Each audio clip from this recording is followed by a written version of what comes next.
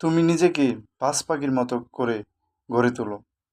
যেরকম বাজ পাখি যে প্রান্তে যাক না কেন পৃথিবীর, যে দিকেই যাক না কেন পৃথিবীর, সে কিন্তু আকাশের দিকেই থাকে, উপরের দিকেই তার থাকেনি।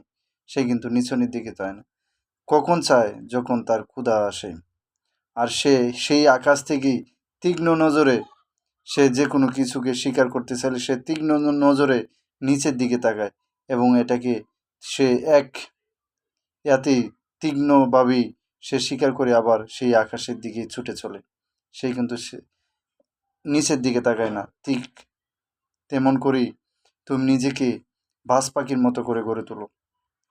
জীবনে অনেক কিছুই শুনবে, অনেক কথাই শুনবে, তোমাকে নিয়ে গানে বাজনা কত কিছুই করবে, কিন্তু কখনো তুমি থেমে থাকবে না। তুমি এগিয়ে চলবে, কোনো কিছুর বাধা তুমি মানবে না। তুমি সব কিছুর বাধা উপেক্ষা করে নিজেকে উচ্চ একটা স্থানে নিয়ে যাওয়ার চেষ্টা করো।